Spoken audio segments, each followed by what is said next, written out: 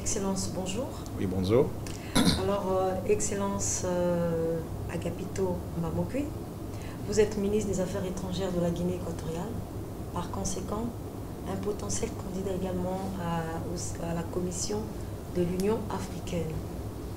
Oui. Alors, c'est nous dire un peu, qui est Agapito Mbamokui, hormis ce qu'on vient de dire? Merci beaucoup, merci pour l'opportunité que vous me donnez pour présenter un peu Agapito Mbamokui, d'abord ministre des Affaires étrangères de la République de Guinée équatoriale. Je suis aussi candidat au poste de la présidence de la Commission de l'Union africaine. Quand je vais parler de moi, je vais parler de moi par rapport à ce que moi je peux apporter en tant que président, si je suis élu, de la Commission de l'Union africaine. J'ai fait mes études aux États-Unis en économie et j'ai eu un master en gestion en Thaïlande, en Asie.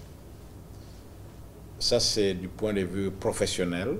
J'ai fait aussi des cours de gestion en Californie, aux États-Unis. Et après ça, j'ai commencé à travailler, après mes études aux États-Unis, j'ai commencé à travailler d'abord en tant que consultant de PNUD, du système des Nations Unies, dans le domaine économique.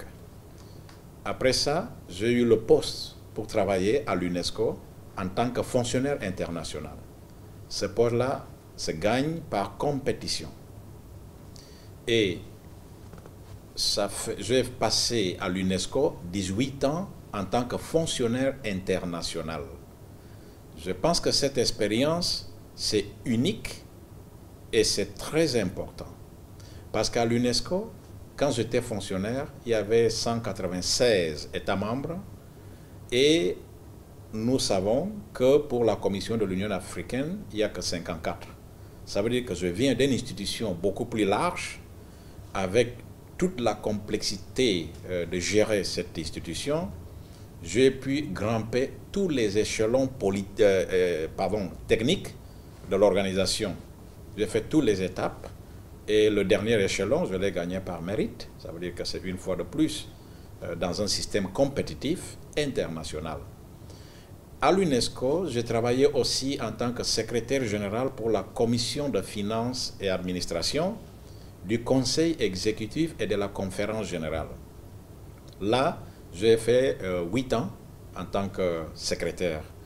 Ça veut dire que cette expérience internationale, je la porterai, si je suis élu, comme président de la Commission de l'Union africaine. Après l'expérience internationale, le gouvernement de la Guinée équatoriale m'a rappelé pour travailler d'abord en tant que consultant du chef de l'État. Et j'ai travaillé à côté du chef de l'État comme son conseiller principal. À l'époque, ça c'était en 2011, le président Obiang Nguema Mbazoro était aussi président de l'Union africaine. Et j'étais son conseiller principal pour les affaires de l'Union africaine, où je travaillais à côté du chef de l'État. Après, j'ai été promu et ça fait un peu plus de 4 ans que je travaille comme ministre des Affaires étrangères de la République de Guinée équatoriale. Pour les 5 années, à peu près 4 ans, plus, que j'ai travaillé à côté du chef de l'État de la Guinée équatoriale, la diplomatie de la Guinée équatoriale a monté beaucoup. Aujourd'hui, tout le monde pratiquement connaît ce que c'est la Guinée équatoriale et ça, ce n'est pas à hasard, c'est parce qu'il y a eu un travail diplomatique qui a été déployé et moi, j'ai eu la chance d'être la personne qui aidait le chef d'État à gérer la diplomatie. Et tout ça, c'est aussi une expérience que je pourrais apporter en tant que président de la Commission de l'Union africaine. Et je pense que c'est extrêmement important. Quand j'ai mentionné l'expérience à l'UNESCO en tant que fonctionnaire international, je pense que c'est très difficile ce jour-là de trouver quelqu'un qui apporte ce type d'expérience.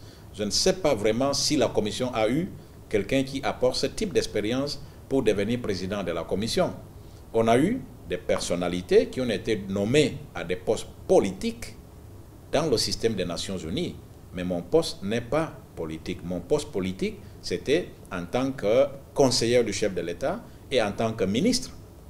Mais l'expérience technique pour gérer les affaires d'une commission comme la commission de l'Union africaine, ça, je l'apporte avec 18 ans d'expérience. Je pense que c'est des acquis très importants et je dois aussi dire finalement, et je l'oublie souvent, que je suis polyglotte. Je n'aime pas le dire, mais c'est la réalité. Parce que je parle espagnol, je parle anglais, je parle français, je parle portugais et je parle ma langue, qui est le fang. Ça veut dire qu'au niveau de communication, nous savons qu'à l'Union africaine, il y a une diversité culturelle. Et les gens parlent différentes langues. Les chefs d'État parlent en différentes langues. Je ne pense pas que ce soit exactement la même chose de parler directement la langue du chef de l'État que amener quelqu'un pour traduire. Je pense que c'est un avantage, c'est un atout très important que je peux apporter, pas seulement dans les négociations avec les chefs d'État, mais aussi dans la négociation des situations difficiles, donc connaît très bien le continent africain. Voilà en gros mon CV résumé, que je pense que c'est très très pertinent et je dois finalement dire que je suis un panafricaniste avéré. Alors aujourd'hui, vous avez parlé également de diplomatie. Est-ce qu'on peut avoir une approche diplomatique de la Guinée équatoriale en elle-même? Je ne suis pas très sûr de l'approche diplomatique. Vous dites quand on résout les problèmes de la Commission de l'Union africaine? Ah oui, d'accord. Je pense que c'est toujours bien d'avoir une expérience quand on nous donne une responsabilité. J'ai parlé tout à l'heure de mon curriculum, mais dans le contexte de la Commission de l'Union africaine, c'est un contexte diplomatique où il faut gérer des situations compliquées. En tant que ministre des Affaires étrangères de la Guinée équatoriale, nous avons géré ici des questions complexes au niveau international. Nous avons poussé l'agenda des chefs d'État et de gouvernement du continent. Là-dessus, je dois dire, le temps que j'ai été ministre, la Guinée équatoriale a organisé 2 fois des sommets de très haut niveau. 2 sommets de l'Union africaine en 2011, en commençant. Nous avons organisé le sommet à Afrique, Caraïbes et Pacifique. Nous avons eu en Guinée équatoriale près de 45-50 chefs d'État et de gouvernement. Et on a eu d'autres sommets, et là aussi je dois mentionner, nous avons organisé la Coupe d'Afrique des Nations en moins de 2 mois. Ça, c'est vraiment du jamais vu. Je pense qu'un pays qui a cette capacité organisationnelle de toute la complexité qui va avec la gestion de réunions de ce niveau, c'est vraiment la diplomatie en action. Et je pense que cette diplomatie, la Guinée équatoriale, l'expérience que je porte, ça peut aussi aider l'Union africaine. Et effectivement, la diplomatie équato-guinéenne, dans ce sens, peut largement contribuer à résoudre les défis qui nous connaissons aujourd'hui dans le continent africain. Alors, Excellence, tout à l'heure dans vos propos, vous aviez dit que vous êtes un panafricaniste et vous voulez faire du panafricanisme une culture. Comment allez-vous procéder?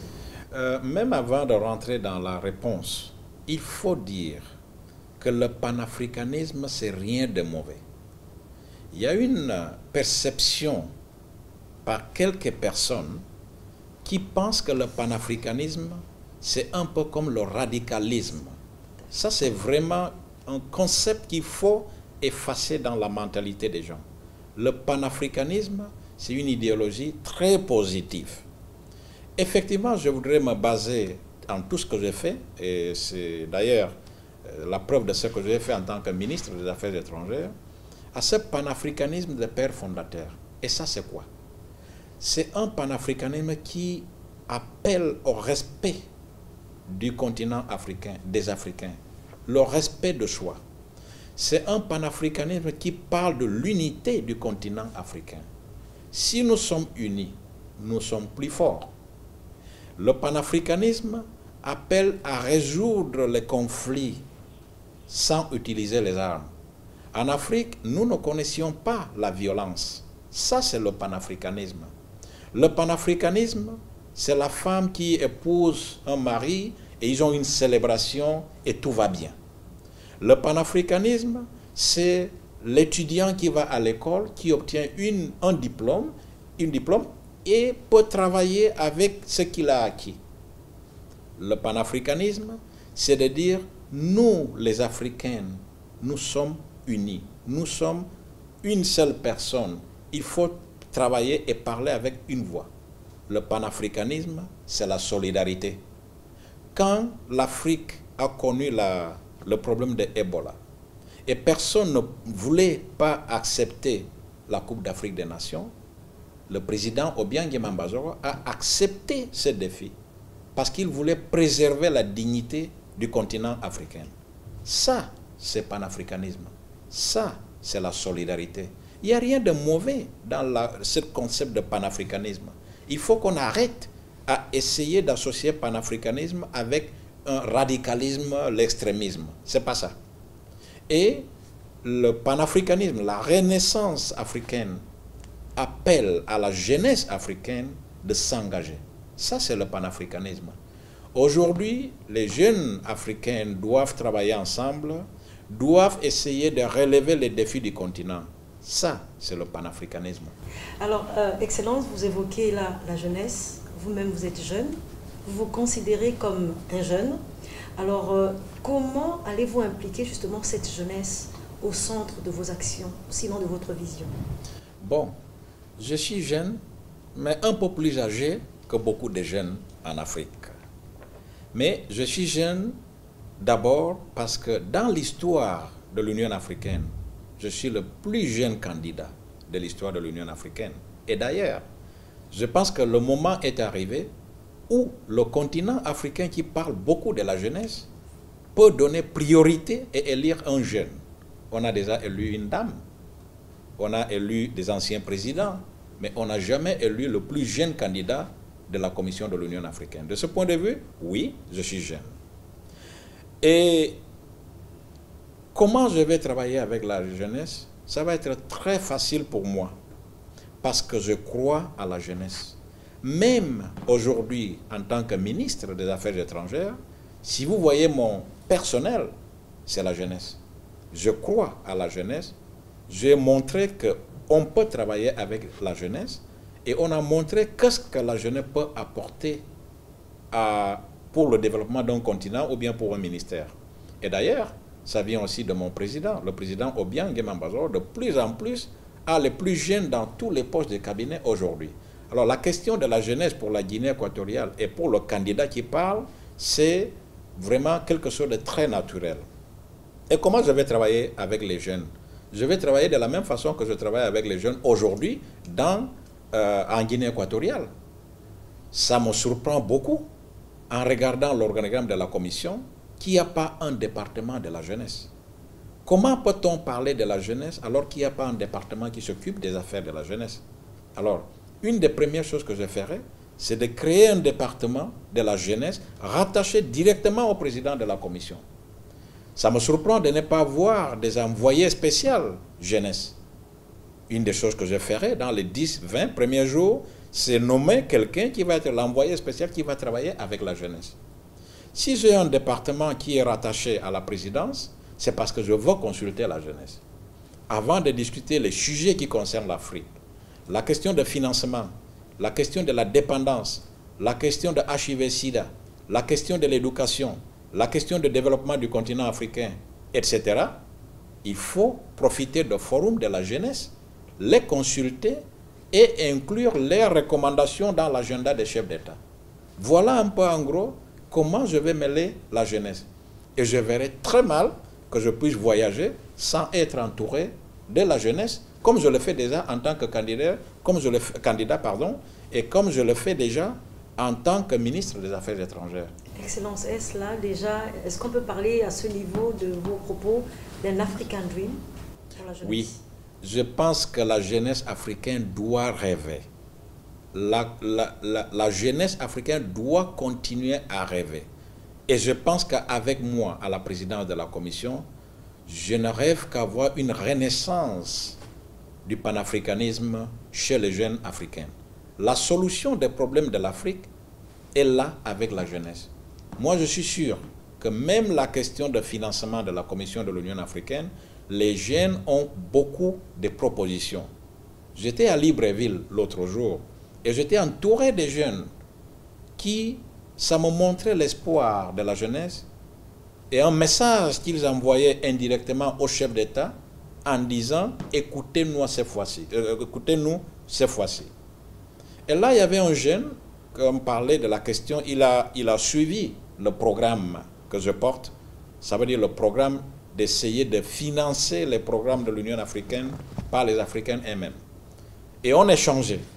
Et je l'avais dit, vous voyez, le budget de la Commission de l'Union africaine, à peu près 80% du budget, c'est financé par des fonds, par des sources extérieures. Il dit, c'est pas normal, le jeune. Je dis, bon, si vous étiez président à la Commission, on ferait quoi? Il m'a posé une question, il dit, mais monsieur le président, nous sommes combien en Afrique? Je lui ai dit, plus de 600 millions. Il dit, si on multiplie 600 millions par $1, ça vous donne combien? Je dis, c'est 600 millions de dollars. Et après, j'ai tout de suite compris. Et je lui ai dit, mais vous savez une chose, le budget de la Commission, c'est 300 millions, 330 millions. Alors, ça veut dire que seulement avec $1 de chaque jeune africain, nous pouvons financer notre budget. Vous voyez comment un jeune à Libreville a donné des idées qui sont très fortes et que je pense qu'on peut travailler sur ces idées et apporter ça au chef d'État. Et j'espère qu'avec ces idées de la jeunesse, on peut résoudre pas seulement la question du financement, mais aussi tout le reste des problèmes qui touchent le continent africain. Sachez que la population jeune représente à peu près 70% de la population du continent africain. Alors si on parle des problèmes du continent, on parle vraiment des problèmes de la jeunesse. Et s'il faut résoudre les problèmes en Afrique, il faut tacler ça, c'est le jeune. Voilà la source du problème. Alors, Son Excellence, vous parlez là de la jeunesse en général. Quel choix occupera la jeune fille, sinon la jeune dame africaine au sein de vos actions? C'est très important ce que vous venez de dire. Quand je parle de la jeunesse, il y a 3 volets. Dans ce volet, il y en a d'abord les jeunes filles. Il y a aussi les jeunes hommes, mais il y a aussi la diaspora. Je le dis en gros. Mais si on s'occupe des jeunes, on va tout faire pour éliminer la discrimination contre les jeunes filles. Parce qu'aujourd'hui, beaucoup de filles, beaucoup de femmes sont en une situation pas acceptable, même au niveau de salaire. Il y a même des compagnies, des pays, encore en Afrique, où on paye pour le même travail plus aux hommes, aux jeunes hommes, j'aime bien référer aux jeunes hommes, par rapport à ces copines qui sont des dames, seulement parce qu'ils sont des filles. Vous pensez justement équilibrer? Ah, tout à fait. C'est une discrimination qui ne peut pas continuer. Quand je parle de résoudre le problème de la jeunesse, il faut tacler ça. Il ne doit pas y avoir une discrimination entre des jeunes hommes et des jeunes filles. Il faut tacler ce problème. Au niveau de l'éducation, vous savez, moi, l'observation que je vois beaucoup de dames très intelligentes aujourd'hui, il n'y a pas de raison qu'on puisse les discriminer. Et d'ailleurs, je ne suis pas favorable à cette position qui appelle à donner des postes aux dames seulement parce qu'elles sont des femmes. Non, je ne suis pas d'accord. Je pense qu'il faut choisir les dames compétentes. Il faut faire en sorte que les dames, les jeunes filles, puissent aussi subir de l'éducation de la même façon que les hommes. Et les plus compétents, on les choisit. Il ne faut pas dire aux dames qu'on va vous donner un poste parce que vous êtes une dame. Non. Il faut dire on va vous donner un poste parce que vous êtes compétent et vous devez être compétent. Et vous le méritez. Oui. Alors, Son Excellence, parlons justement un peu de l'Afrique, notre continent, les enjeux. Nous évoquons notamment le terrorisme, le processus démocratique dans nos pays. Est-ce que vous êtes, par exemple, pour les observateurs étrangers qui viennent au niveau de l'Afrique pour avoir un accès justement à l'observation ou encore observer le déroulement des élections du processus électoral dans nos pays africains?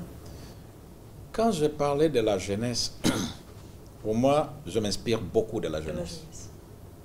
Il y a une chose qui se passe avec les jeunes. Souvent, on ne les fait pas confiance. souvent, on n'arrive pas à savoir que les jeunes sont déjà des personnes compétentes, capables, qui peuvent gérer leurs affaires. On a ça, mature en bref, on a ça au niveau des familles. Quand je suis père de famille, moi je suis père de famille, avec mes enfants, moi je les respecte. Aujourd'hui, mon garçon qui a 11 ans, il manipule mieux l'ordinateur que moi. Alors le fait d'être le père, ça ne veut pas dire que je connais mieux l'ordinateur plus que lui. Et souvent quand j'ai des difficultés, je l'appelle, je dis maintenant WhatsApp, l'autre, Internet, Facebook, il est habile. Quand j'étais jeune, je n'avais pas accès à l'ordinateur. Mais mon fils, depuis qu'il est né, il a déjà son ordinateur. Alors pourquoi je dis ça? Parce qu'il faut savoir faire confiance. Il faut savoir que la personne arrive déjà à une maturité et il faut la respecter. Quand on n'arrive pas à donner cette confiance, c'est manque de respect. Ça, c'est au niveau de la jeunesse, là où je prends mon inspiration. Si on amène ça au niveau du continent, le continent africain a été à un certain moment colonisé, sous la colonisation. Ça veut dire qu'on était des jeunes qu'on commençait à grandir.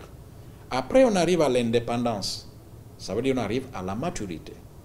Il faut d'abord que l'Africain puisse s'occuper de soi-même, de savoir que nous sommes déjà matures. On peut déjà résoudre nos problèmes. Mais les autres qui étaient nos parents à l'époque doivent savoir que nous sommes déjà matures. Il faut nous faire confiance. Quand nous voulons résoudre nos problèmes, ils peuvent faire confiance que l'Afrique va le faire. Ce n'est pas que nous ne voulons pas travailler avec eux. On dit simplement on est déjà aussi mature. Et quand vous allez avoir un problème, vous pouvez nous appeler aussi.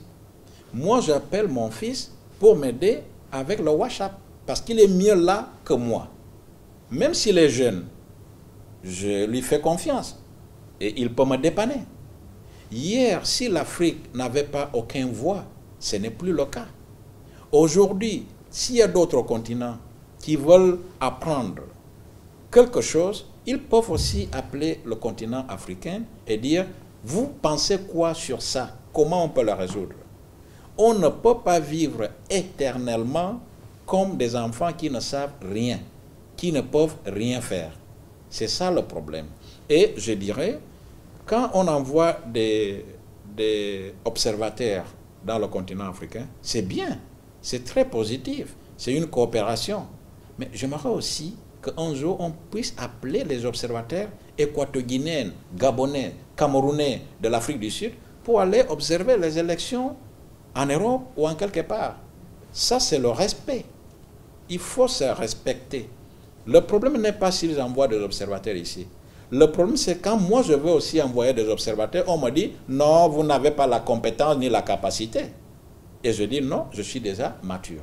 Alors, je ne suis pas contre l'envoi des observateurs, mais j'appelle au respect de tout le monde. Le fait d'être africain, ça ne veut pas dire que nous connaissons rien, nous ne pouvons pas contribuer. Nous pouvons contribuer. Nous avons fait des études dans les mêmes universités, nous avons les mêmes diplômes, nous parlons les mêmes langues. Pourquoi nous ne pouvons pas contribuer? Alors, Son Excellence, on a évoqué tout à l'heure un volet également d'un phénomène qui aujourd'hui est mondial, le terrorisme. Alors, vous, en tant qu'Africain, jeune Africain qui aspirait justement à la paix, quelle stratégie mettre au devant pour préserver cette culture de la paix?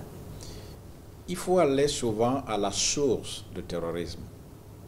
Il faut aller souvent à la recherche de qui sont les victimes du terrorisme.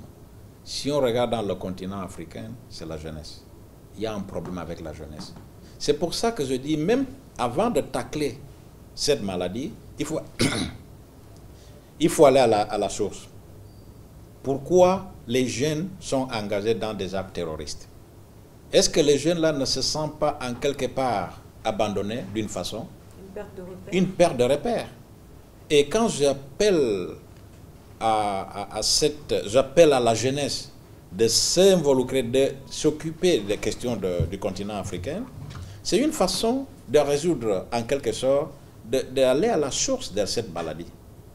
Je pense qu'une stratégie, serait, une fois de plus, de mêler les jeunes dans la solution de tous les problèmes du continent, donc du terrorisme. Il faut parler avec les jeunes. Il faut voir pourquoi les questions terroristes les attirent. Est-ce qu'ils sont manipulés? Est-ce qu'ils se sentent sans repère? Est-ce qu'il y a un problème d'emploi? Vous voyez un jeune qui a un emploi, maison, voiture, femme, des enfants, c'est pas très facile que la personne s'occupe des actes terroristes. Mais si vous trouvez un autre jeune sans emploi, sans éducation, sans repère, perdu, la possibilité que ce jeune-là puisse se mêler dans des affaires, dans des situations de terrorisme ou d'autres situations de violence sont beaucoup plus élevées. Alors, il faut essayer de voir comment on peut trouver de l'emploi à la jeunesse, comment on peut distraire la jeunesse, comment on peut envoyer la jeunesse à des universités, comment on peut s'occuper des questions des jeunes. Avec ça, on va réduire beaucoup l'incidence du terrorisme. Je ne dis pas que c'est la solution seule, mais c'est une solution qui touche 70% de la population. Si on pouvait tacler ce problème dans les 70% de la population, je pense que l'Afrique va réduire beaucoup la question du terrorisme. Mais il y a autre chose, c'est la culture de paix. Aujourd'hui, on parle trop de cette culture de guerre. Quand on parle d'une culture de guerre, tout le monde va penser à la guerre. Nous sommes ici, disons, nous sommes dans un bureau. On met 10 personnes dans la même salle et on donne des armes et des couteaux à tous ces gens. Quand il y a un petit problème, une différence entre les gens qui sont dans le bureau, facilement, chacun va sortir son couteau pour se défendre. Mais s'il n'y a pas des armes, s'il n'y a pas de couteaux, on va être obligé d'essayer de trouver une solution pacifique. Alors, c'est important de ne pas se concentrer en culture de guerre tout le temps. Il faut aussi parler d'une culture de paix. Et par la culture de paix, je pense à l'échange culturel. Je pense à des activités éducatives. Je pense de la promotion du tourisme. Tout ça, c'est la culture de paix. On avait une situation, on a des situations dans plusieurs pays. Je peux penser à la Centrafrique. Notre pays sert récemment était dans une situation difficile. Et même quand il y avait des guerres, on s'est tiré des armes. Moi, je disais, pourquoi ne pas organiser des jeux là-bas pour penser à quelque chose que moi j'appelle la culture de la paix. Une façon de tacler cette culture de guerre qui existe aujourd'hui en Afrique, c'est aussi d'introduire l'élément de culture de la paix, l'éducation, la santé, les échanges économiques, les réunions entre les jeunes, tout ça, c'est la culture de la paix et c'est important. Justement, puisque vous parlez de culture économique également entre la jeunesse, est-ce que vous pensez, Excellence, qu'aujourd'hui, un Gabonais peut venir investir en Guinée équatoriale, un Camerounais peut venir investir au Gabon? Est-ce que vous pensez que cela peut être possible au niveau de la jeunesse, tout cela pour le développement justement de l'Afrique? Je pense qu'il faut entamer des discussions approfondies, surtout avec la jeunesse. Nous avons hérité des structures dans le continent africain qui ne nous permet pas de revitaliser les principes panafricanistes des pères fondateurs. Ça veut dire l'unité africaine. Quand on parle de l'unité africaine, on parle des jeunes hommes et jeunes filles qui peuvent sortir d'un pays africain pour aller dans l'autre. Mais les structures que nous avons aujourd'hui, réfléchissons. Est-ce que c'est des structures qui permettent l'unité? Aujourd'hui, nous avons des groupes régionaux. Dans cette région, nous avons un groupe. SADC, nous avons CAC, nous avons UEMA, nous avons des structures, c'est bien. Mais est-ce que ça nous permet de bouger vers l'unité? Quand on veut choisir le président de la Commission de l'Union africaine, vous voyez les critères que nous utilisons? C'est des critères de séparation, au lieu d'utiliser des critères de compétence. On doit choisir le président de la Commission parce que c'est la personne plus appropriée, plus compétente pour faire face aux défis du continent africain. Et pas parce que vous êtes une dame ou bien parce que vous venez de telle région. Je ne suis pas contre, mais je dis simplement que c'est des critères qui amènent à des séparations au lieu de l'unité. Vous m'avez posé la question, si je m'inspire des pères fondateurs, mais oui, parce que les pères fondateurs ne parlaient pas de cette séparation. Ils pensaient à l'unification du continent africain. Quand je veux discuter avec les jeunes, quand j'appelle aux jeunes de s'intéresser à l'Union africaine, je pense qu'une des choses qu'on doit faire, c'est d'avoir une structure panafricaine où les jeunes peuvent aller où ils veulent sans beaucoup de restrictions. Au moins, si on n'a pas pu obtenir ça avec la génération maintenant, on peut essayer avec la jeunesse. Effectivement, il y a encore des barrières, mais on doit travailler pour éliminer ces barrières pour que l'Afrique puisse devenir ce dont les pères fondateurs rêvaient. L'Afrique unie, l'Afrique solidaire, l'Afrique digne, l'Afrique qui est respectée. L'Afrique digne, l'Afrique qui est respectée, une Afrique panafricaniste, si on peut le dire ainsi. Est-ce que vous pensez, Son Excellence, que ce volet, cette Afrique panafricaniste aujourd'hui, elle est possible quand on n'ignore pas justement qu'il y a quand même un problème de leadership au niveau de nos pays africains? Je ne sais pas s'il y a un problème de leadership dans le continent africain. Je pense que les Africains ont hérité des structures qui ne permettent pas de travailler. On doit voir comment on peut gérer ces structures. Et une des structures d'abord qu'il faut tacler, c'est la Commission de l'Union africaine. C'est une structure qui ne nous permet pas de travailler ensemble. Alors, il faut essayer de gérer la Commission pour avoir une structure plus appropriée, qui puisse tacler les problèmes du continent africain. C'est pour ça que je parlais de la compétence pour gérer les affaires du continent africain. Et c'est pour ça que je parlais aussi de l'importance de l'expérience que moi j'amène en tant que quelqu'un qui a travaillé dans une institution internationale complexe.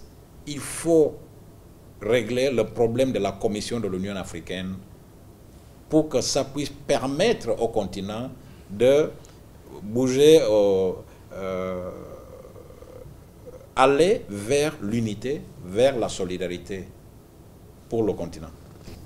Son Excellence, s'il vous plaît, c'est vrai que, hormis tout ce que nous avons évoqué, il y a peut-être deux volets d'une importance capitale chez vous. Nous avons omis un peu les énergies renouvelables, l'économie verte et également la diaspora, les jeunes. Oui. C'est peut-être revenir là-dessus. Aujourd'hui, nous avons des problèmes de changement climatique qui affectent tout le continent, ce n'est pas seulement l'Afrique.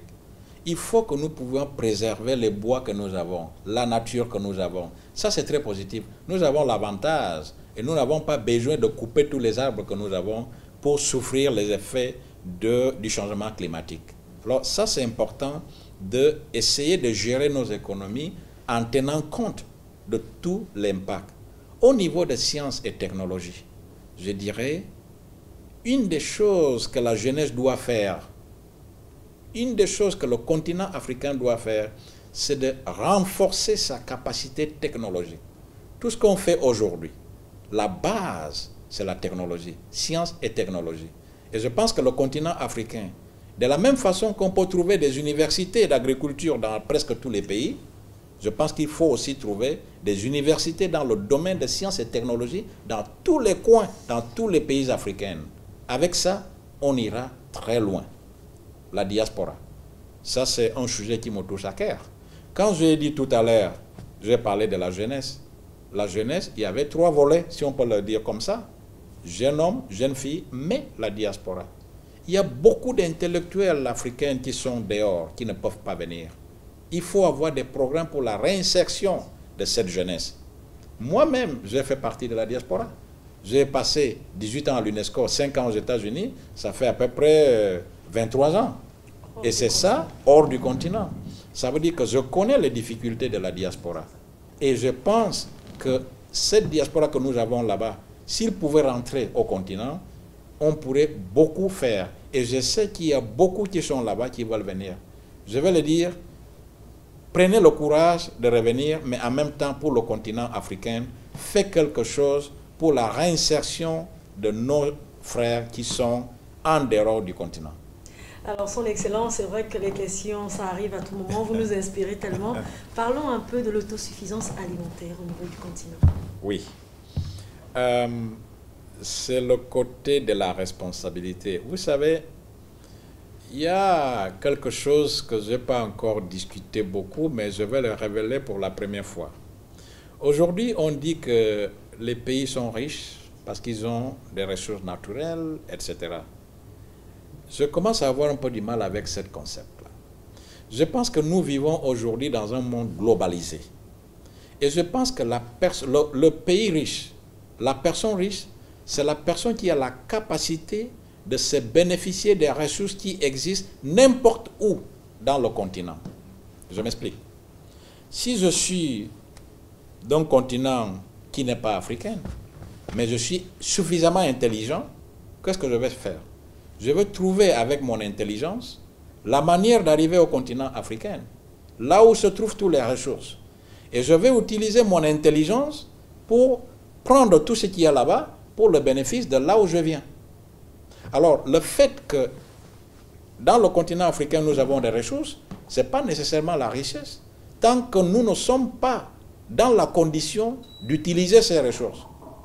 Et c'est ça qui est en train de se passer aujourd'hui dans le continent africain.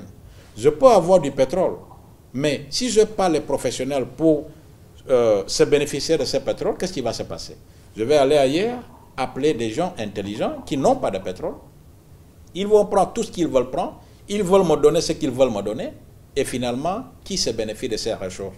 Est-ce que ça suffit de dire que j'ai le pétrole si je n'ai pas la capacité d'exploiter ce pétrole? On parle de l'agriculture. Nous avons tout ce qu'il faut en agriculture, la terre, la population, etc. Mais si nous n'avons pas la technologie, qu'est-ce qui va se passer? On va dépendre d'autres pour nous donner la technologie. Et qu'est-ce qui va se passer? Il prend les ressources, les produits, il les amène, il processe en créant l'emploi là-bas, et on revend ici, nous achetons la même chose qui nous appartient. L'autosuffisance alimentaire, c'est très important. On ne peut pas tout le temps dépendre d'autres pour nous donner à manger. Surtout pour un continent qui est si riche, potentiellement riche. Je ne dirais pas riche, potentiellement riche.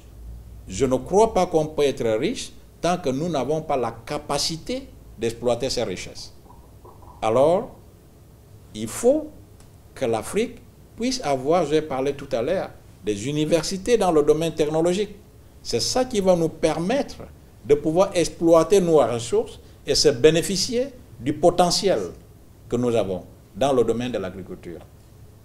Bon, avant votre mot de fin, il y a une pensée qui vient d'arriver dans mon esprit. Je voulais parler un peu de la communication en général sur le plan africain. Aujourd'hui, quand on regarde l'ensemble du continent africain, il y a plusieurs médias qui émergent, des médias privés, des médias publics qui sont là déjà sur place. Est-ce que vous pensez au niveau du panafricanisme, justement, ce volet de communication peut encore prendre plus d'ampleur? Ça peut et ça doit. La communication aujourd'hui, c'est essentiel, c'est vital pour le continent africain. Il faut que les gens sachent ce qui se passe dans le continent. Je peux prendre l'exemple de la Guinée équatoriale, par exemple. Il y a beaucoup qui se passe aujourd'hui en Guinée équatoriale, mais malheureusement, ce n'est pas connu. Alors, c'est très important. Et au niveau de l'Afrique en général, il y a beaucoup qu'on peut apporter. Mais si on n'a pas les moyens de communication actuels, nous ne pouvons pas informer aux autres ce que nous pouvons faire en Afrique. Alors oui, c'est vital et c'est quelque chose qu'il faut renforcer. Alors, son Excellence, peut-être votre mot de fin après cet entretien. Bon, tout d'abord, je voudrais vraiment remercier la jeunesse africaine qui s'est mobilisée pour soutenir ma candidature au poste de la présidence de la Commission de l'Union africaine. Je voudrais donc demander aux chefs d'État d'écouter la jeunesse. C'est très important. Il ne faut pas décevoir la jeunesse. Et moi, en tant que quelqu'un qui veut postuler pour ce poste, je ne postule pas parce que je suis de la Guinée équatoriale. Je ne postule pas, je ne me considère pas parce que je suis de l'Afrique centrale. Je postule parce que je crois en Afrique, tout le continent, Maroc, Afrique du Sud, Gambie, Gabon, Guinée équatoriale. Parce que c'est les idées qui étaient à l'origine de la création de notre organisation. Les idées panafricanistes de nos pères fondateurs. Et le panafricanisme n'est pas un concept, pas une idée négative. Le panafricanisme appelle à l'unification du continent, appelle à la solidarité du continent. Quand un pays frère a des difficultés, les autres pays africains doivent venir au secours. Ça, c'est le panafricanisme. Le panafricanisme appelle à une classe intellectuelle africaine qui peut résoudre les problèmes du continent africain. Le panafricanisme appelle aux médecins africains d'un pays pour aller aider les malades d'autres pays. Le panafricanisme appelle à réduire la culture de guerre à une culture de paix. Nous voyons que le panafricanisme, c'est très positif.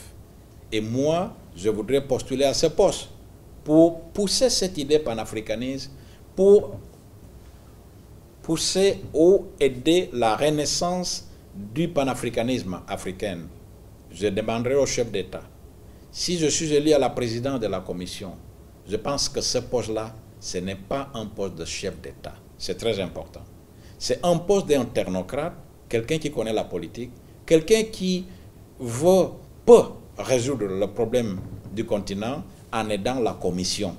Je pense que moi, je suis qualifié, j'ai eu l'expérience, je connais le système et je peux apporter pour la commission de l'Union africaine.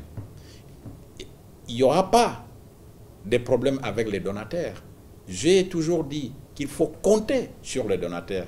Mais une chose, c'est d'avoir l'aide qui vient des donateurs. L'autre chose, c'est de dépendre complètement aux donateurs. Même pour les donateurs, ce n'est pas bon. Ce n'est pas bon que tout ce qu'on doit résoudre au continent africain, on doit toujours appeler aux donateurs. Il faut que nous-mêmes, nous pouvions prendre la responsabilité. Nous parlons beaucoup de l'indépendance. Nous voulons l'indépendance de l'Afrique. Mais avec l'indépendance, il faut aussi une responsabilité. Les chefs d'État africains, je fais un appel pour demander qu'ils puissent donner l'opportunité au candidat qui est en train de parler pour voir qu'est-ce que je peux faire. En tout cas, l'Afrique n'a jamais élu pour l'instant le plus jeune candidat entre les candidats pour le poste de la Commission de l'Union africaine. Et cet appel de la jeunesse, j'espère que ça va arriver aux oreilles des chefs d'État et les chefs d'État feront son choix. Moi, je crois beaucoup aux chefs d'État. Il y a des commentaires à gauche et à droite qui disent que les chefs d'État vont être influencés. Moi, je ne crois pas. C'est des gens responsables et ils vont choisir un président pour le bien du continent africain. Merci bien, Excellence. Merci. Alors, nous étions donc en entretien avec son Excellence Agapito Mbamokui, ministre des Affaires étrangères de la Guinée équatoriale et également candidat à la Commission africaine. Merci encore de nous avoir suivis et à bientôt.